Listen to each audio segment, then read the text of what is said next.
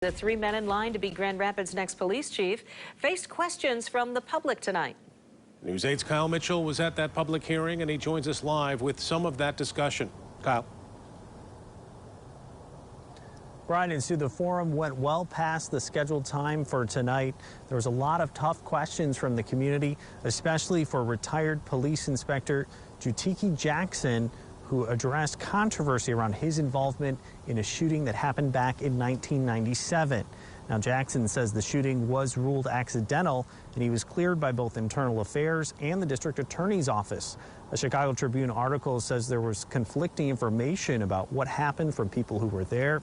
Jackson is asking people to judge him based on his entire career and explain what he said happened as he was chasing after a suspect on foot. And as I closed the distance, he suddenly turned. He turned on me. He grabbed my arm. He grabbed my firearm. In the momentum of that situation, we both fell to the ground. And it was at that point when we were undischarged and the shooting took place. Battle Creek Police Chief Jim Blocker is also a finalist for the Grand Rapids position. He spoke about improving relations between the community and police and about the need to recruit people from all backgrounds to serve in the department. Chief Blocker says his approach in Battle Creek has been to respond to adversity head on and to keep the community informed as much as possible. The information is going to get out there, and it's incredibly important today, certainly for law enforcement.